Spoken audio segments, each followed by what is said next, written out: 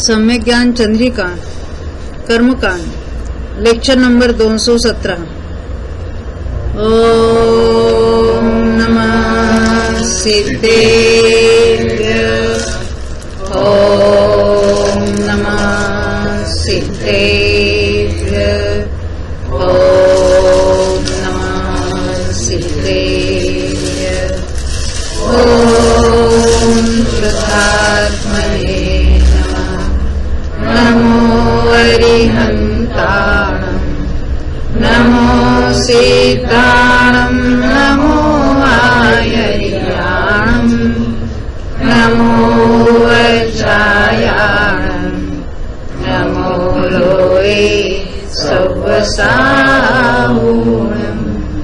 करिय भाव भव भाव सब सहज भाव निज पाय जय पुनर्भव भावमय भये परम शिवराय। आचार्य श्री नेमिचंद सिद्धांत चक्रवर्ती ने इस गोमरसार कर्मकांड ग्रंथ की रचना की है। उसके आधार से पंडित टोडरमल जी ने सम्यक ज्ञान चंद्रिका कर्मकांड ढूंढारी भाषा में लिखा है। अब उसका हिंदी अनुवाद देखते हुए हम पृष्ठ संख्या 747 पर आ गए। 747। अभी अपना विषय जो चल रहा है सर्वपद का चल रहा है। सबसे पहले हमने स्थान और उसके स्थान भंग देखे थे, उसके बाद जाति पद देखे थे। अभी सर्वपद की बात चलेगी। सर्वपद में पिंड पद और प्रत्येक पद ऐसे दो भेद किए। पिंड पद यानी उस ग्रुप में से कोई एक होगा, एक जीव के एक काल में, उसको पिंड पद कहते हैं। जैसे भव्य अभव्य वाला है, गति वाला एक पिंड पद है, लिंग है, क्रोधादि 4 है, लेशा है, और जहाँ सम्यक्त होगा तो सम्यक्त है। 3 प्रकार के सम्यक्तों में से कोई एक होगा तो इसको कहेंगे पिंड पद। और प्रत्येक पद किसको कहेंगे? तभी जैसे हमने देखे थे मिथ्यात्व में 3 अज्ञान है, तो कुमति वाला एक पद, कुश्रुत वाला दूसरा, विभंग वाला तीसरा, फिर 2 दर्शन है तो वो 2 लेना चक्षु वाले, यानी 5 उपयोग हुए और 5 लब्धि हुई, तो इसको प्रत्येक पद कहे। तो प्रत्येक पद मिथ्यात्व में कितने? तो ये अभी हमने देखे वो 10 हो गए। हाँ, फिर और कौन से है? वो ग्रुप वाले छोड़कर 4 लेना है औदैक के, मिथ्यात्व, अज्ञान, असंयम और असिद्धत्व और जीवन। ये जो 15 जो है वो क्या है? प्रत्येक पद है। यहाँ तक बात ख्याल में? तो हमारे पास प्रत्येक पद भी है और पिंड पद भी है। मिथ्यात्व में पिंड पद कौन कौन से है अश्विन भाई? भव्य भव्य वाला एक है, गति है, लेशा है, लिंग है, कषाय है, सम्यक्त्व नहीं है। तभी इनमें भंग निकालने के लिए क्या करना? तो सबको एक के ऊपर एक लिखना, क्रम से लिखना। नीचे कुमति, फिर कुश्रुत, फिर विभंग, फिर चक्षुदर्शन, फिर अचक्षुदर्शन, फिर दान लाभ उसके लेना। और फिर उसके ऊपर ये जो पेज नंबर है 744 पर देखो, पहले 3 अज्ञान लिए, फिर चक्षु लिए, फिर 5 लिए। उसके बाद वो औदैक के 4 लिखे, मिथ्यात्व, अज्ञान, असंयम, असिद्धत्व। उसके ऊपर जीवत्व। ये 15 तो क्या हुए? प्रत्येक पद। अब उसके ऊपर जो है मिथ्यात्व गुणस्थान में 5 पिंड पद भी है, तो उसमें भव्य अभव्य लिखा। नरक 3 मनुष्य देव गति हुए, ये लिंग है, पुरुष स्त्री नपुंसक वेद वाले वो वेद हुआ। क्रोधमान माया लोग कषाय हुए, और ऊपर लेशा 6 लेशा के नाम लिखे। तो मिथ्यात्व में इसी रचना की। अभी उसको भंग निकालने के लिए क्या करना है? तो सबसे नीचे लिखा है उसका तो अपना एक प्रत्येक भंग ही है, उसके साथ और कुछ नहीं है, तो उसका एक हुआ। कुश्रुत में अकेला कुश्रुत, उसका प्रत्येक भंग 1, और कुमति के साथ द्विसंयोगी 1, ऐसे टोटल 2 के। विभंग में उसका अपना एक प्रत्येक वाला 1, द्विसंयोगी 2 और त्रिसंयोगी 1, तो वो सब टोटल 4 हुए। तो ये सब उन्होंने घटित करके दिखाया है। तो ये 744 पर देखो, कुमति के टोटल है 1, पुष्रुत के 2 होते हैं, यानी संयोगी वगैरह लेकर। विभंग के 4 है, चक्षु दर्शन के 8 है, डबल डबल है ना। अचक्षु दर्शन के 16 है। देखो अचक्षु दर्शन कितने नंबर पर है? 1 2 3 4 5। पहले से दूसरा 2 गुना, कितने बार 2 गुना हुआ? 4 बार। 5वां स्थान 4 बार 2 गुना हुआ, क्योंकि पहले की वैल्यू 1 ली है ना।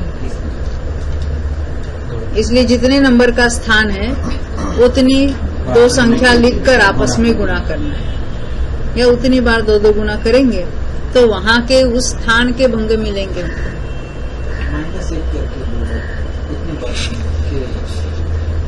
माइनस यहाँ 1 करना नहीं है हमको, हमें सबकी टोटल नहीं करनी है, उस स्थान पर कौन कितने हैं वो देखना है। जैसे 5वें स्थान पर यहाँ कौन सा है? अचक्षु दर्शन है, उसमें कितने हैं? 16 है, 15 नहीं है। वहां तक के टोटल करने हैं तो 16 को 32 करके 1 माइनस करेंगे। नहीं, मैं ये कह रहा था वो 5वां स्थान है तो 2:4 करना, ऐसा 2। हाँ, आप उसमें 1 माइनस करना चाहते हैं। क्योंकि 5वां स्थान में 4 बार 2 गुना हुआ है।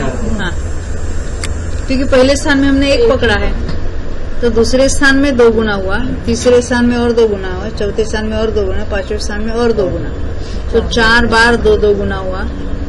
दूसरी शब्द में 2:4 कहो, या 2 संख्या को 4 बार लिखकर आपस में गुणा करो। -1 कराने के बाद नहीं, वो 5वां स्थान है। 5वें स्थान में से गच्छ में से 1 माइनस करो, यानी 4 बार 2 की। या अपनी दूसरी भाषा में कहने, 4 जिसका अर्धच्छेद है ऐसी संख्या। अर्धच्छेद का अर्थ क्या होता है? हाँ, उतनी 2 संख्या लिखकर गुणा करेंगे तो ओरिजिनल संख्या आएगी, उसको अर्धच्छेद कहेंगे। तो देखो यहाँ अचक्षु को 16 आया, दान के लिए 32, लाभ के लिए 64, भोग के लिए 128, उपभोग के लिए 256, वीर्य के लिए 512, मिथ्यात्व में 1024, अज्ञान में 2048, असंयम में 4096, असिद्धत्व में 8192 और जीवत्व के वहां 16384। जीवत्व कौन सा पद है? कितने नंबर का है? 15वां। तो 14 बार 2 संख्या को आपस में गुणा करेंगे तो ये वैल्यू आ गया। तो यही बात हमने कैसे निकालना, प्रत्येक भंग तो 1 होता है। अभी मान लेते 5वां पद है, तो द्विसंयोगी भंग कितने हो गए? तो 5 के नीचे कितने पद गए? 4, तो 4 द्विसंयोगी हो गए। त्रिसंयोगी निकालने के लिए क्या करना है? त्रि लिखा ना हमने, तो गच्छ में से 2 माइनस करो, तो 2 गच्छ में से 2 माइनस करना और उसका 1 बार संकलन देना। 5 - 2 और उसका 1 बार, 3 का 1 बार संकलन। हाँ, 2 माइनस करके त्रिसंयोगी निकालना है। देखो 3 2 और 1, त्रिसंयोगी निकालना है तो 2 माइनस करो और उसका 1 बार संकलन देना। 4 संयोगी निकालना है तो 3 माइनस करो, 2 बार संकलन देना। 5 संयोगी करना है तो 4 माइनस करो, 3 बार संकलन देना। ये ऐसा उन्होंने तो 15 पदों पर घटित करके दिखाया।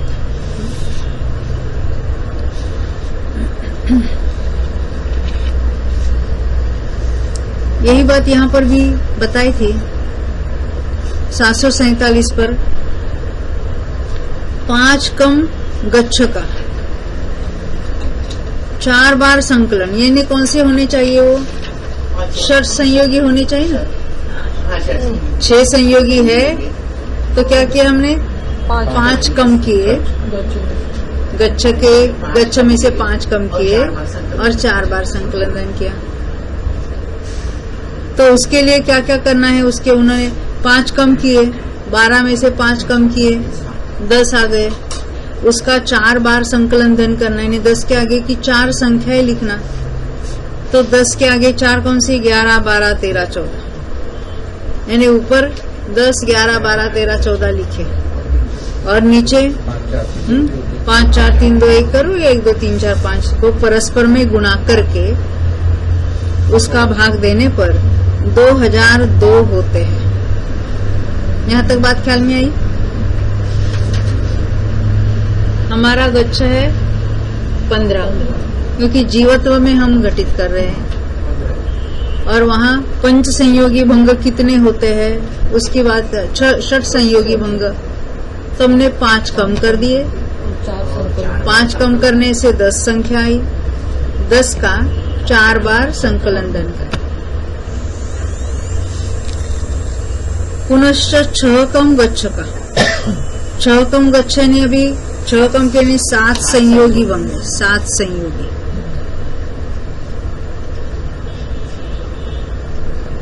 और ऊपर का 6 संयोगी था।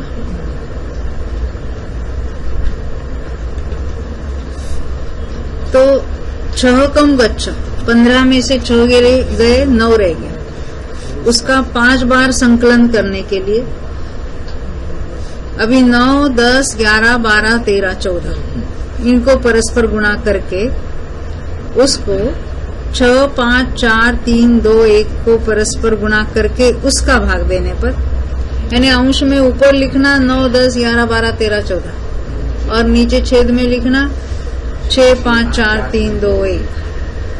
तो उसको अभी हम परस्पर गुणा भागाकार करेंगे 3003 आते हैं। कल हमने देखे भी थे हर एक को करके। अब कहते 7 कम यानी 8 संयोगी भंग है ये।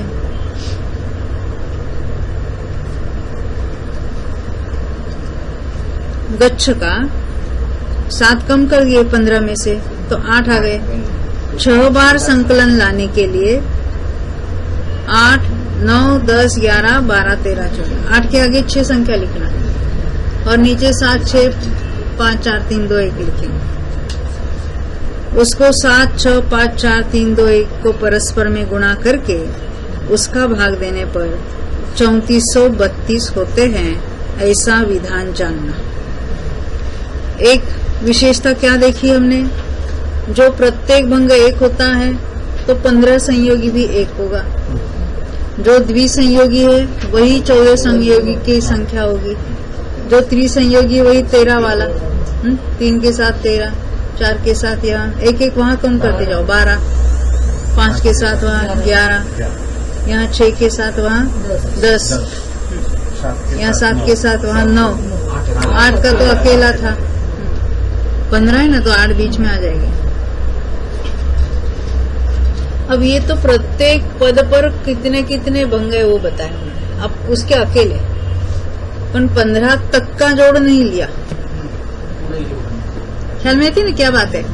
एक तो 15वें स्थान पर कितने हैं तो 16,384, परंतु वहां तक की टोटल संख्या कितनी है, कितनी होगी तो उसका डबल करके -1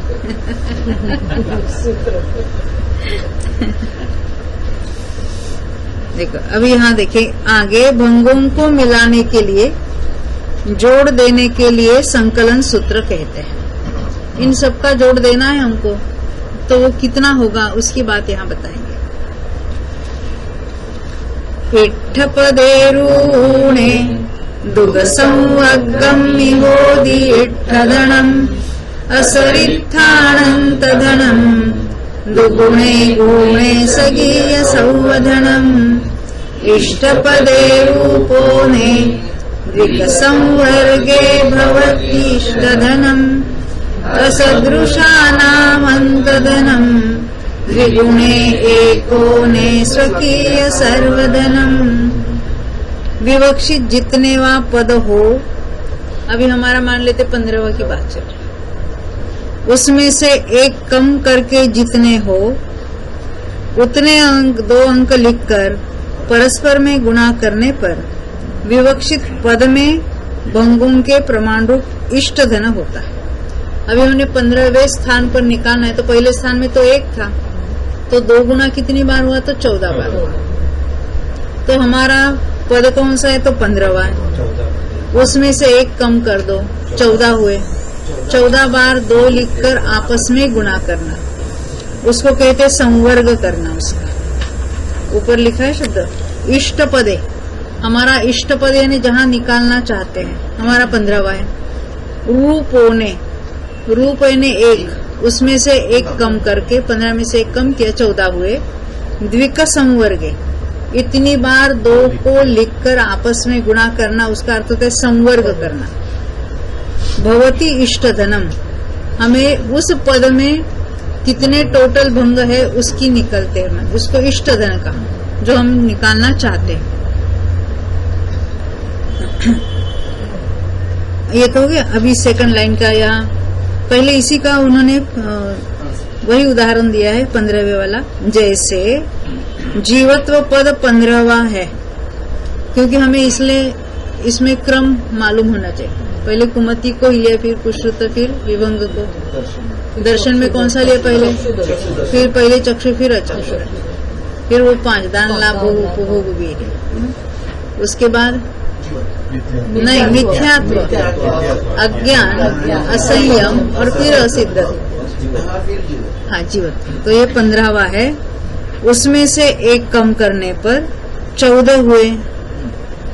इसलिए 14 जगह 2 लिखकर 14 बार 2 लिखना है, एक के आगे एक, यानी 2 2 2 2 लिखने, परस्पर में गुणा करने। 16,384 हुए। इतने ही जीवत्व पद में भंग, अकेले उस पद में है, वहां तक की टोटल संख्या नहीं है। वहां तक की टोटल संख्या निकालने के क्या करना पड़ेगा? 1 + 2 + 4 + 8 + 16 ऐसे करते करते सब इकट्ठा करना पड़ेगा। 2 से गुणित है ना सभी संख्याएं। पुनश्च इस इष्ट धन को 2 गुना करके, अभी यहाँ जो 16,384 है उसको 2 गुना करके उसमें से एक घटाने पर जो प्रमाण होता है उतना प्रथम पद से लेकर विवक्षित पद तक, विवक्षित यानी जिसका हम निकालना चाहते हैं, हमारा इसी में 15वां है। सर्व पदों के भंगों के जोड़ रूप सर्वधन होता है, जिसको हम ग्रैंड टोटल कहेंगे वहां तक, वो है सर्वधन। क्या क्या हमने 16,384 को 2 गुणा करेंगे और उसमें से एक कम कर देंगे। जैसे विवक्षित जीवत्व पद 15वां, उसका इष्ट धन पनट्ठी का 4था भाग, क्योंकि यदि 16 होते गुणकार, 2 को 16 बार गुणा करते तो पनट्ठी आता 65,536। इसमें से 2 बार 2 कम है ना, 2 गुना 2 4, तो उसका 4था भाग हुआ। समझ में आती बात? उसको 2 गुना करके ने पनट्ठी का आधा हो गया ये। उसमें से एक कम करने पर 15 पद से, प्रथम पद से 15वें पद तक के सर्व पदों के भंगों का जोड़ रूप प्रमाण होता है। यहाँ तक बात ख्याल में कैसे करना टोटल उसकी?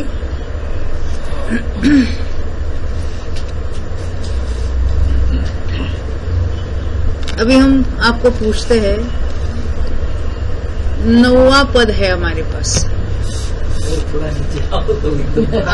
अभी 9, अभी नीचे आना है। 4था पद है। चौथा पद है, कौन बताना चाहता है? चौथे पद में भंग कितने हो गए? जरा जरा जरा रुको। चौथा भंग चक्षु दर्शन का, उसमें 4 है, उसमें से एक कम कर दिया। हाँ, 3 हुए। 2 बार संकलन, 3 बार क्या करना? 2 2 2 लिखना, गुना करना। कितनी हो जाएगी? 3 बार। पांचवा चौथा स्थान है ना, 2 4 और 8 हो जाएगा ना? 8 बरोबर है।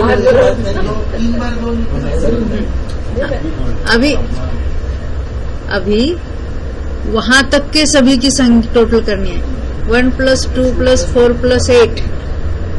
तो उसके लिए फॉर्मूला क्या बताया, कैसे निकालना? 8 को 2 गुना करना, 16 हुए, उसमें से 1 माइनस करना, तो 15 आ गए। बरोबर। अभी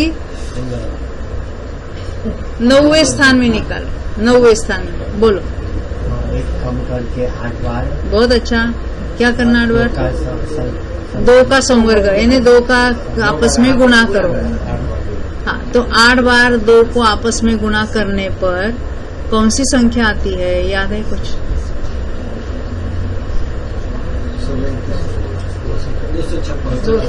256 आ गई। अच्छा, 256 आ गई। तो यानी क्या है कि कौन से पद में निकाले आपने? 9वें पद में 256 आ गए। अभी 1 से लेकर 9 तक के सभी भंगों की टोटल करना है, क्योंकि 9 तक कैसे है?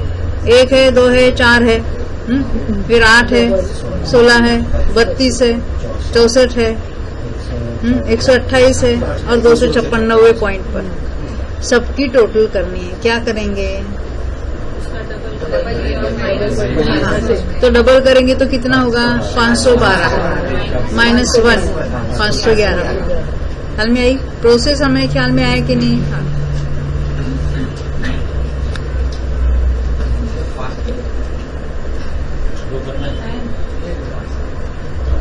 हाँ, इतना पसीना आ गया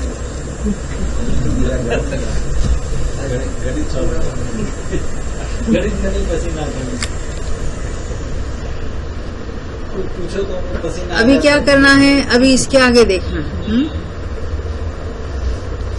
अब यहाँ तक तो हम प्रत्येक पद थे हमारे और वो दोगुना दोगुना दोगुना होते गए थे। अब मिथ्यात्व गुणस्थान में अभी हमने जो फिगर वो देखी थी ना 744 पर, अभी किसका नंबर है? भव्यत्व अभव्यत्व। हाँ, तो ये दोनों ही हो सकते हैं मिथ्यात्व गुणस्थान में, दोनों ही पॉसिबल है। तो देखो अभी यहाँ पढ़ेंगे हम 748 पर तीसरी लाइन, पुनश्च जो जीवत्व पद में इष्ट धन कहा, कितना था वो? 16,384। उसको 2 गुना करने पर, ये तो पनट्टी का चौथा भाग था, उसको 2 गुना किया तो पनट्टी का आधा हो गया। उसके इसलिए सॉल्व नहीं कर रहे, तो डायरेक्ट अभी पनट्टी की भाषा में बोलेंगे।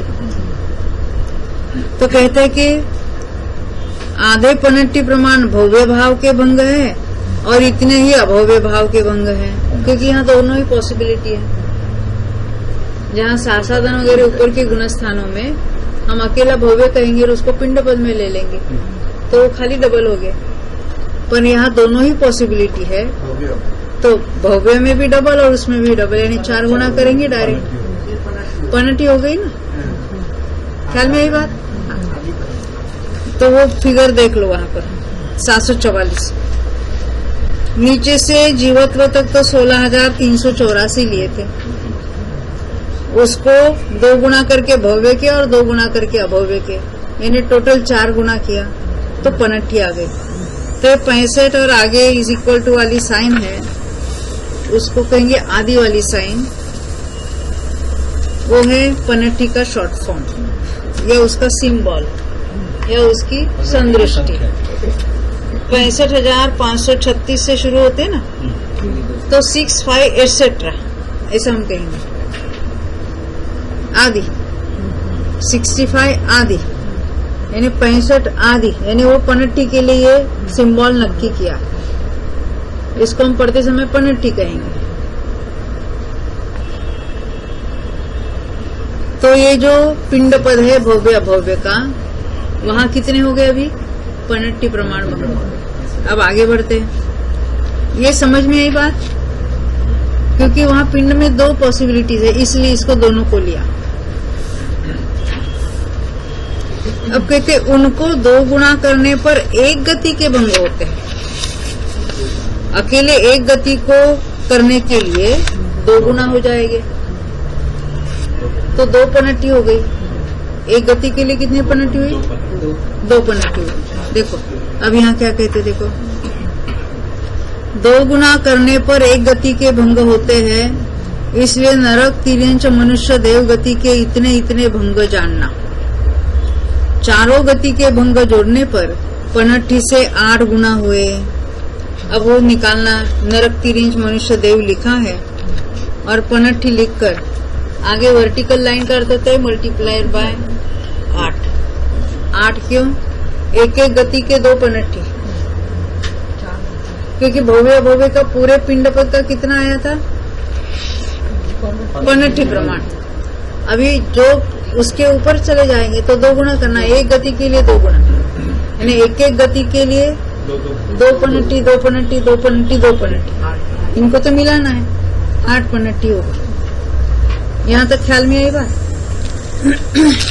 अब उसका ऊपर का कौन सा है? वेद वाला है। तो यहाँ कितना था? 8 पनट्ठी। तो एक वेद के लिए 16 पनट्ठी हो जाए। यहाँ की जो टोटल है उससे 2 गुना एक के लिए करना। ऐसे नहीं कि एक गति के लिए 2 पनट्ठी थी तो वो 4 पनट्ठी करना, ऐसा नहीं करना। यहाँ सबकी मिलकर कितनी हुई थी? 8 पनट्ठी। इसके ऊपर 3 वेद है, पुरुष वेद, स्त्री वेद, नपुंसक वेद। तो एक एक वेद के लिए 16 पनट्ठी। हाँ, 2 गुना करना है। ये 36 आ गया। 1 मिनट, यहाँ क्या लिखा है देखिए।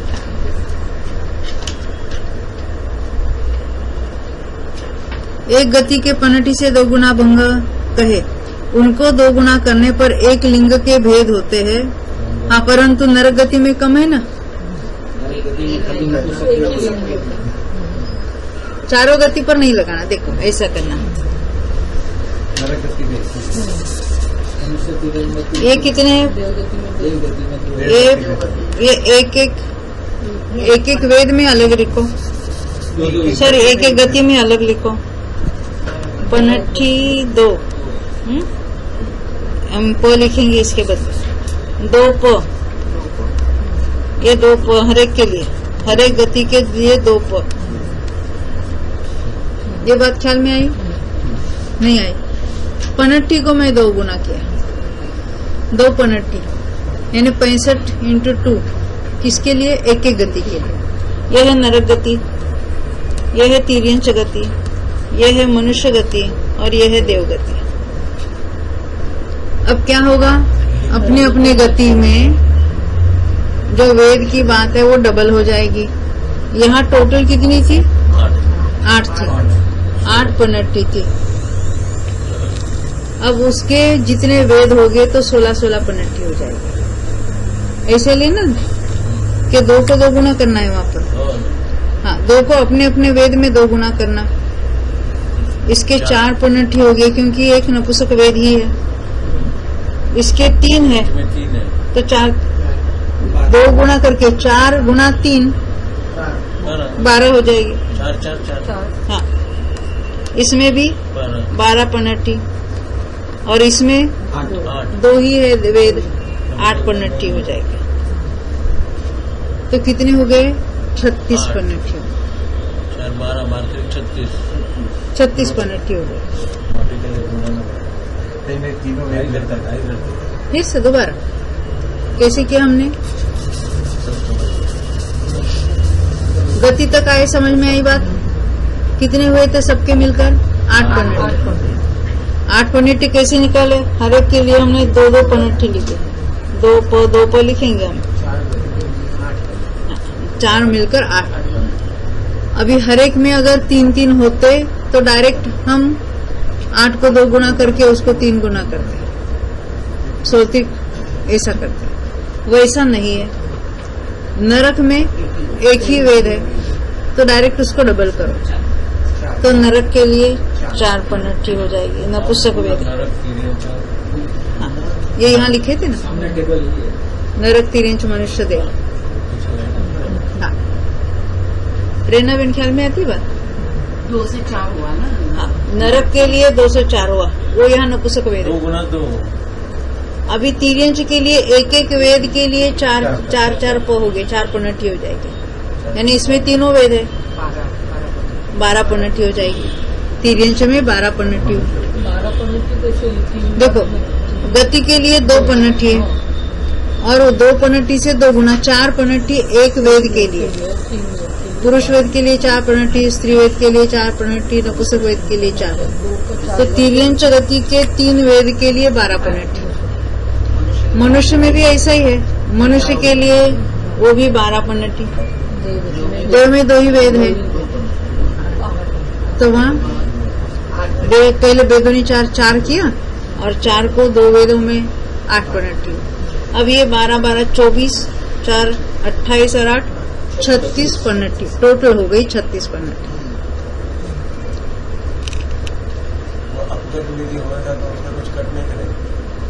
ये मिथ्यात्व की बात चल रही है। और गुलिस्तान की मैंने बोला पूछो, इसीलिए आपने पूछने को बोला क्या? दूसरे में का प्रत्येक भी हो जाएगी।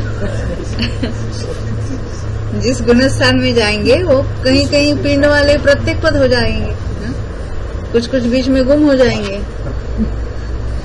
जैसे अभी मिथ्यात्व में मिथ्यात्व गिन रहे थे, तो उसकी डबल डबल वैल्यू वो बीच में हटा देंगे उसको, तो वो जीवत्व पद 14वें स्थान में आ जाएगा। अभी तो 15वें स्थान में। ख्याल में आई बात? इसलिए हर एक गुणस्थान की बात अलग निकालना है।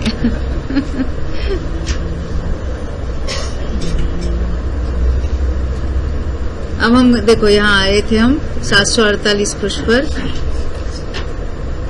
चारों गति के भंग जोड़ने पर पनट्टी से 8 गुणे, यहाँ तक तो समझ में आई थे। एक गति के पनट्टी से 2 गुणा भंग कहे। एक गति में कितने? 2 पनट्टी। हमने उसको 2 प लिखा था, परंतु वो 65x2 ऐसा कहेंगे। उनको 2 गुणा करने पर एक लिंग के भंग होते हैं, यानी 4 पनट्टी हो जाएगी, यानी 65x4 हो जाएगी एक एक लिंग के लिए। उनको नरक गति में 1 लिंग, तिर्यंच में 3 लिंग, मनुष्य में 3 लिंग और देव में 2। उन्होंने डायरेक्ट उसको उतने गुणा कर दिया। तो पहले सबके मिलकर कितने हो जाते हैं? 1, 3, 3 और फिर 2, 9 हो जाएंगे। और 9 को डायरेक्ट 4 पनट्टी से गुणा किया, 9 चौक 36 कर दिए। हमने अलग अलग उसकी बात की, ये तो ज्यादा आसान है ना। मिलकर 9 हुए, उनसे गुणा करने पर किसको गुणा किया? पनट्टी 4 को। पनट्टी से 36 गुणा भंग होते हैं, वो देख लो अपना टेबल, बराबर है। अच्छा, पुनश्च एक लिंग के पनट्टी से 4 गुणे भंग, एक एक लिंग के लिए। उनको 2 गुणे करने पर एक कषाय के भंग होते हैं, यानी एक एक कषाय के लिए कितने हो जाएंगे? 8 पनट्टी। एक एक कषाय के लिए 65x8 हो जाएगी। उनको नरक गति में 1 लिंग सहित 4 कषाय, वहां 4 से गुणा करना। तिर्यंच में 3 लिंग सहित 4 कषाय, वहां 12 से गुणा करना। मनुष्य में 3 लिंग सहित 4 कषाय, वहां 12 से गुणा करना। और देव में 2 लिंग सहित 4 कषाय, वहां 8 से गुणा करना। अभी जैसे हमने देखा ना, एक लिंग में 4 लिए, पहले हम लिंग कितने देखे थे? 9, और हर एक को 4 गुणा किया। 9 को 4 गुणा किया तो 36 आ गया, और 36 को पनट्टी इंटू 8 से गुणा करना पड़ेगा। 4 से नहीं, 8 से। 36 को 72 करके उसको 4 तो भी चलेगा ना। अभी एक एक कषाय के खाते में कितने आए? 8 पनट्टी। हमारे पास लिंग टोटल कितने निकाले थे? 9, और हर एक में 4 कषाय, 36 आ गए। 9 चौक 36 आ गए, और उसमें 8 पनट्टी से गुणा करना। 36 गुना 8 हो गए। बात वही हुई। फिर से देखो कैसे घटाए, हम देखते हैं फिर दोबारा। ये तो यहाँ तक तो समझ में आई थी ना। हर एक गति के 2-2 पनट्टी थे। उसके बाद नरक में 1 वेद है, तो 4 पनट्टी, 12 पनट्टी, 12 पट्टी और 8 पनट्टी हुए थे। अब एक एक वेद में 4-4 कषाय है। अब एक एक वेद की वैल्यू कितनी हुई थी? 4 पनट्टी। तो एक एक कषाय की वैल्यू कितनी होगी? 8 पनट्टी होगी। तो 8 पनट्टी से किसको किसको गुणा करना? यहाँ 4 कषाय है, यहाँ 12 चौक 36 कषाय, यहाँ भी 36, 12 चौक 36 है ना, अरे 12 चौक 48 है, 48 और यहाँ 8 चौक 32।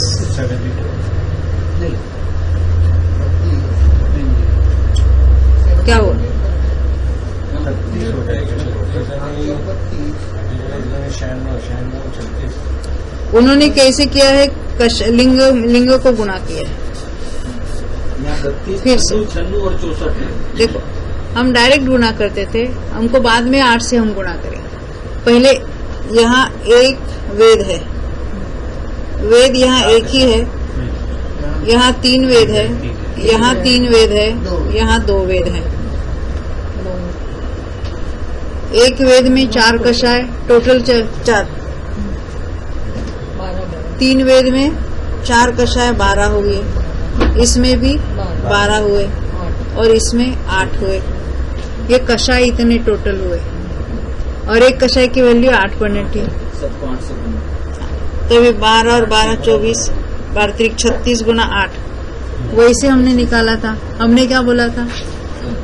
9 हमने टोटल वेद निकाले थे। नरक गति में 1 नपुंसक वेद, तिर्यंच में 3, मनुष्य में 3, देव में 2, टोटल 9 वेद आ गए, है ना। सबके चारों गति के मिलकर 9 वेद हुए थे। एक वेद में वैल्यू कितनी ली थी? 4 पॉइंट थी। कषाय में उससे 2 गुना कितने हुए? 8 पॉइंट। तो 9 वेद हुए, हर एक में 4-4 कषाय, 9 चौक 36 हुए और 36 को 8 पॉइंट से गुणा करना। तो यहाँ 36 गुना 8 हो जाएंगे। 36 गुना 8 तो 500 कितना होता है? 36 को 4 से गुणा करेंगे तो 228 मिलेगा। नहीं, बराबर, सॉरी, बराबर है। 36 को 4 से गुना 144 होगा। हाँ, 188। 36 द्वारा 15 से 8 गुना भंगों को गुणा करने पर 15 से 288 गुना भंग हुए, 288।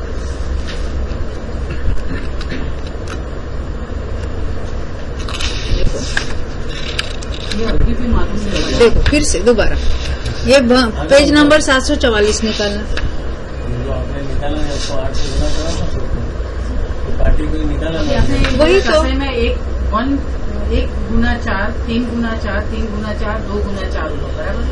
अभी इन लोग इस सबका टोटल इनकी टोटल करके 36 हुए, उसको 8 पॉइंट से गुणा करना, क्योंकि एक कषाय की वैल्यू 8 पॉइंट है।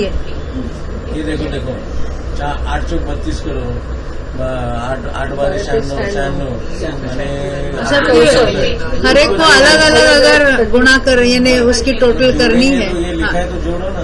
टेबल पर देखेंगे ना, टेबल बना है उसका। टेबल क्लियर नहीं ना। पिंड पदों के टोटल भंग कर दिए वहां पर।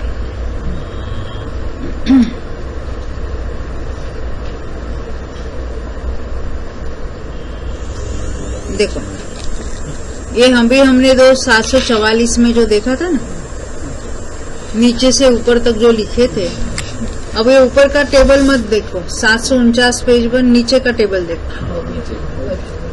राइट साइड से कुमति, दीवाबेन सुनो, ये तो एक एक में डबल होता चला जाता है। कुमति को 1 भंग होगा, कुश्रुत के 2, विभंग के 2 गुना 4।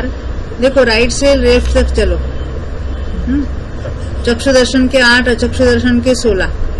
देखो दान, लाभ, भोग, उपभोग, वीर्य डबल है ना, 32, 64, 128, 256, 512।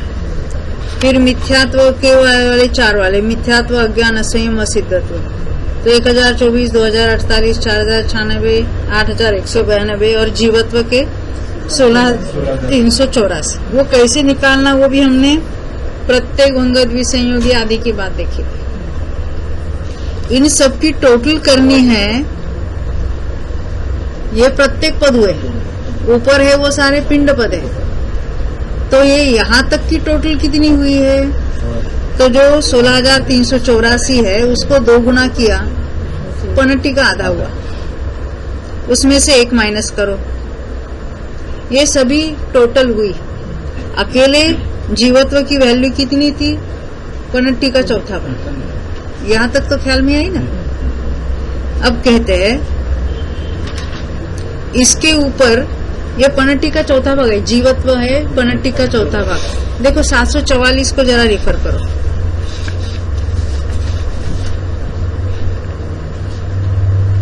जीवत्व के आगे क्या लिखा है? 16,384। इसके ऊपर 2 गुना होता है, परंतु वो पिंड पद है, उसमें 2 ही पद पाए जाते हैं, भव्य भी और अभव्य भी। तो भव्य के लिए भी 2 गुना और अभव्य के लिए भी 2 गुना, और दोनों को मिलकर करेंगे फिर संख्या। तो 2 गुना और 2 गुना 4 गुना हो जाए ना। तो अगर 16,384 को 4 गुना करते तो 1 पनट्ठी आती है। तो यहाँ भव्य और अभव्य दोनों के मिलकर कुल भंग कितने? 1 पनट्ठी। वो कैसे आते हैं? तो यहाँ ये 749वें पेज पर ये जो ऊपर का बड़ा टेबल है वहां दिखाया है। तो पनट्ठी आधा, आगे भी अभव्य का भी पनट्ठी का आधा, और दोनों मिलकर पूरी 1 पनट्ठी। ये बात ख्याल में आई? अभी आगे ये कुल भंगों की बात। अब ये 744 वाला टेबल देख लो पहले। भव्य अभव्य के ऊपर क्या है? भी 4 गतियां हैं, नरक, तिर्यंच, मनुष्य और देव। तो जहाँ ये जो टोटल है ना, कुल भंग कितने हुए? पनट्ठी, 1 पनट्ठी। अब 1 गति के लिए 2 पनट्ठी हो जाएगी। भव्य के नीचे 1/2 है। हाँ, उसका आधा है, बीच वाली लाइन मल्टीप्लीकेशन है। बीच में आड़ी लाइन लिखते नहीं है, संदृष्टि में नहीं लिखते, अपने गणित में लिखते। तो यहाँ पनट्ठी हुए ना। अभी उसके आगे गति में इसको डबल करना। तो 1-1 गति के लिए कितना होगा? 2 पनट्ठी। नरक गति के लिए 2 पनट्ठी, तिर्यंच के लिए 2 पनट्ठी। और पनट्ठी की साइन है, 65 = वाली पनट्ठी की साइन है। दोनों ही टेबल देखना है आपको, 744 और 749 वाले। अब मैं 749 की बात देख रही हूँ। नरक गति के लिए 2 पनट्ठी, तिर्यंच गति के लिए 2 पनट्ठी, मनुष्य गति के लिए 2 पनट्ठी, देव गति के लिए 2 पनट्ठी। सब मिलकर कितने हुए? टोटल भंग 8 पनट्ठी हुए। अभी 1-1 गति में सेपरेटली उसके जितने लिंग है उसको लेना। अब नरक गति की वैल्यू या 1 गति की वैल्यू 2 पनट्ठी है, तो 1-1 लिंग की वैल्यू 4 पनट्ठी है। परंतु नरक में 1 ही लिंग है, तो केवल 4 पनट्ठी हो गए। तिर्यंच गति में 3 लिंग है, तो 4 पनट्ठी को 3 गुना करेंगे तो 12 पनट्ठी तिर्यंच गति के तीनों लिंगों की मिलकर हो गई। लिंग यानी वेद, लिंग यानी वेद। हाँ, वो जल्दी समझते। नहीं, यहाँ लिखा है ना लिंग, तो क्या लिखा है वो भी समझना चाहिए। ये दोनों ही शब्द बार बार आ रहे हैं, लिंग कहो या वेद कहो, एक ही बात है। मनुष्य गति में भी 1 गति की वैल्यू 2 पनट्ठी, वहाँ 3 लिंग है, 3 वेद, तो उसमें 4 पनट्ठी को 3 गुना किया, 12 पनट्ठी उसके आ गए। देवगति में स्त्री वेद पुरुष वेद 2 ही है, तो इसलिए 2 पनट्ठी देवगति की थी, उसको और 2 गुना किया तो 4 पनट्ठी हो जाएगी। 2 गुना 4 पनट्ठी को 2 गुना किया, 4 पनट्ठी को 2 गुना किया तो 8 पनट्ठी आए। तो देखो नरक गति के 1 लिंग वाले जो 4 पनट्ठी है, तिर्यंच के 12 पनट्ठी, मनुष्य के 3 लिंगों की मिलकर 12 पनट्ठी, और यहाँ पर 8 पनट्ठी। सबकी टोटल कितनी हुई? 4, 12, 12 और 8, 36 पनट्ठी हो गए। यहाँ तक ख्याल में आई बात? फिर अभी आगे बढ़ते हैं। 1 लिंग के लिए कितनी वैल्यू है? 4 पनट्ठी। 1 लिंग के लिए 4 पनट्ठी, तो उसके लिए डबल करेंगे, 8 पनट्ठी 1 कषाय की होगी। तो यहाँ 1 लिंग में 4 कषाय है, तो ये यहाँ 4 पनट्ठी, उसको पहले 8 पनट्ठी कर लेना डबल, और उसको 4 गुना करो, तो ये 32 पनट्ठी हो गए। यहाँ 3 में 12-12 थी, और उसके हर एक की अभी 8 पनट्ठी से गुना करेंगे हम, वहाँ 4, फिर उसकी वैल्यू यहाँ 8 हो गई, तो 96 हो गई। वैसे मनुष्य में भी 96 हो गए। देवों में 2 लिंगों के 4 कषाय, यानी 8 को 8 पनटी से गुना करेंगे तो 64 पनटी हो जाएगी। तो 32, 96, 96 और 64 तो हो जाएगी 288। यानी वो 64 में 32 मिला दो तो वो भी 96 हो जाएगी। 96 इंटू 3 288 हो गई। यहाँ तक समझ में आई बात प्रेरणा बेन? दिव्या बेन आज समझी ना, जरा लेट आई ना। देखो देखो क्या करना है, नीचे नीचे से हमको डबल डबल करते जाना है। 744 देख लो आप पेज।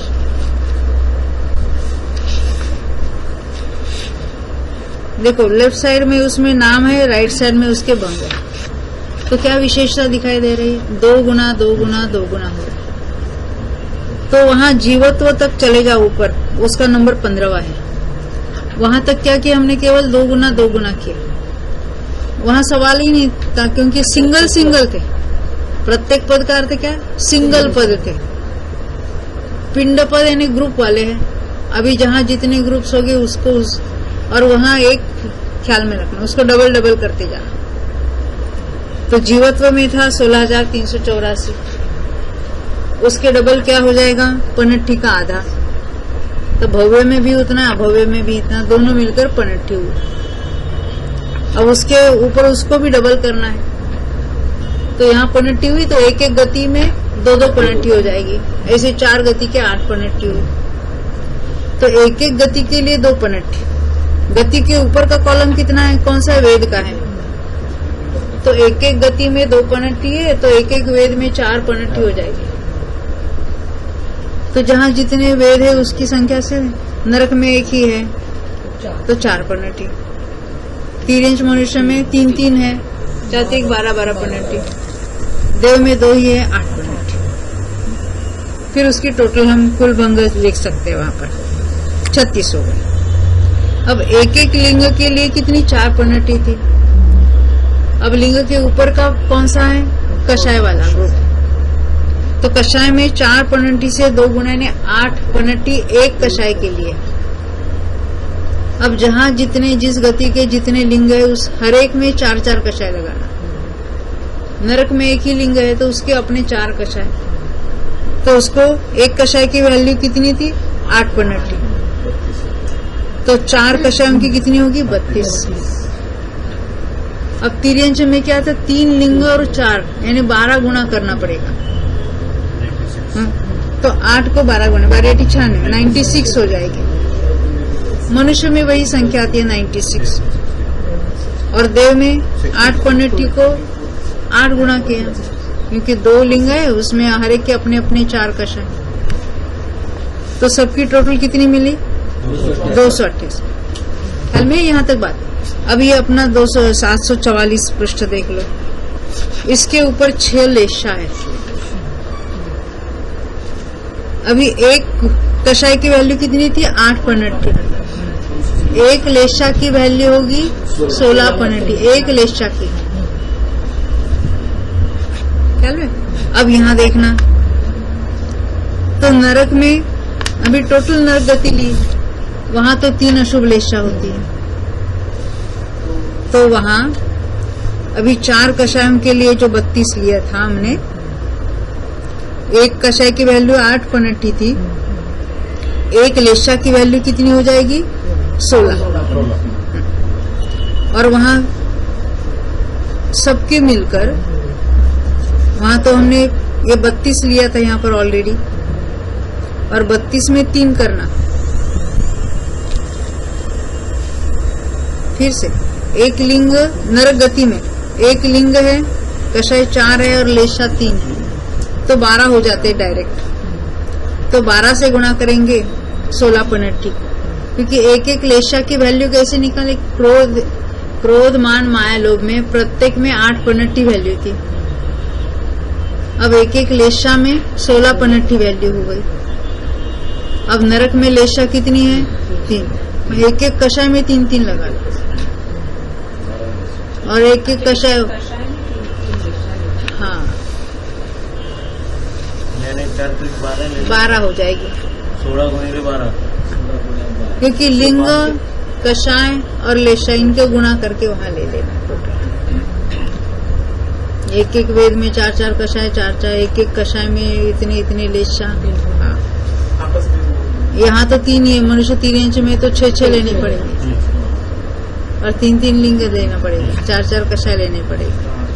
तो यहाँ देखो नरक के नीचे ऊपर क्या लिखा है, एक लिंग, एक कषाय 4 और लेशा 3, यानी 4 3 12 हो गए और एक लेशा की वैल्यू 16 पनठी है, तो 12 गुना 16 192 हो गए नरक गति में।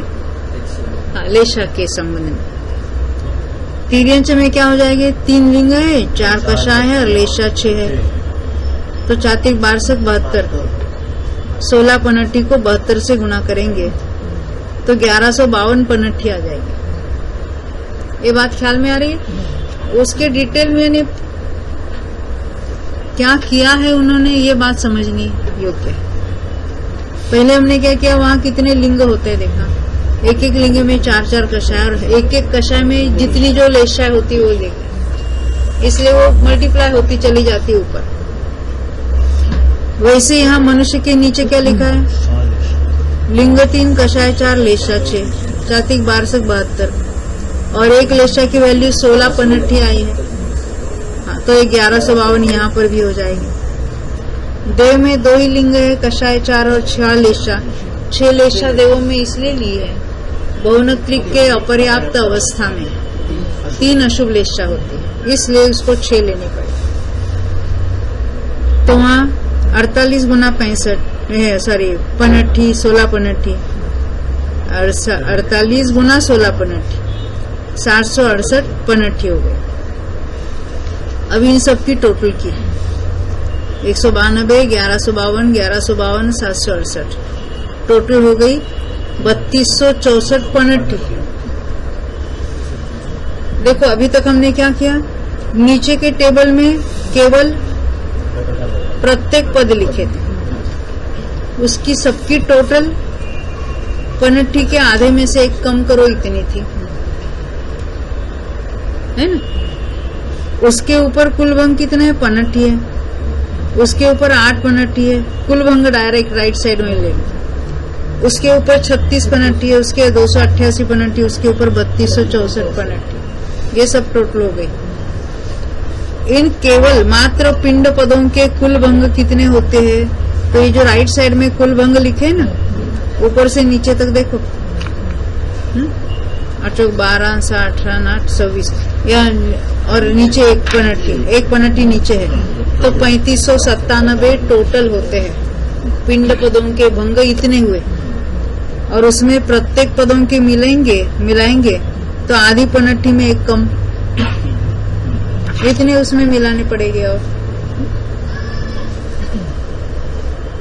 देखो नीचे लिखा है, दोनों टेबल के नीचे पिंड पद प्लस प्रत्येक पद कुल भंग 3597 पूर्णांक 1/2 है ना, क्योंकि आधी पनठी है, और -1 एक्चुअली -1 बाद में पनठी के बाद में लिखना है। ये जो है ना 3597 पूर्णांक 1/2 पनठी -1 ऐसा लिखो, अर्थात 7195 द्वितीयांश पनठी, क्योंकि उसकी यूनिट पनठी वाला है, बाहर का पनठी अंदर चाहिए। आगे भी 7195/2 पनठी -1, वो पनठी भी अंदर चाहिए। -1 ब्रैकेट के बाद, हाँ,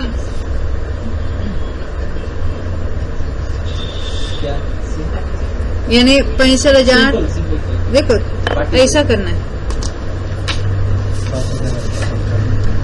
3597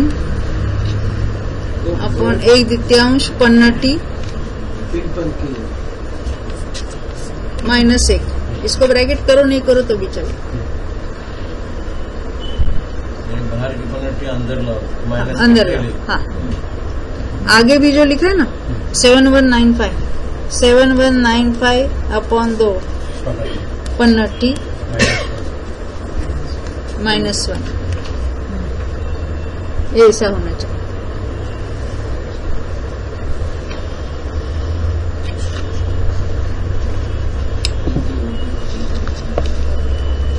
ये करेक्शन लिख लो पीछे 749 पेज का। अब कहते इनकी ऊर्ध्व और तिर्यक लिखने की रचना दिखाते हैं। दिखाते हैं ने जो अभी हमने वहां देखी ना रचना, क्या कहते हैं, कुमति आदि प्रत्येक पद नीचे लिखना।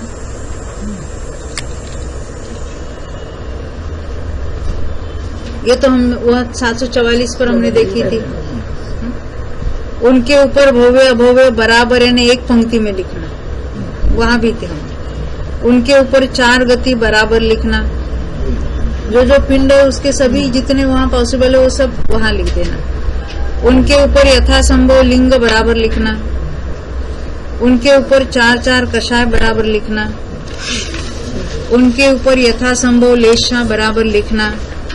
ऐसी इनकी रचना करना। अब ये मिथ्यात्व में जैसी की बाद में आगे हम देखेंगे कल। जावानी के ज्ञान से सूझे लो कालो, सोवाणी मस्तक नमो सदा दे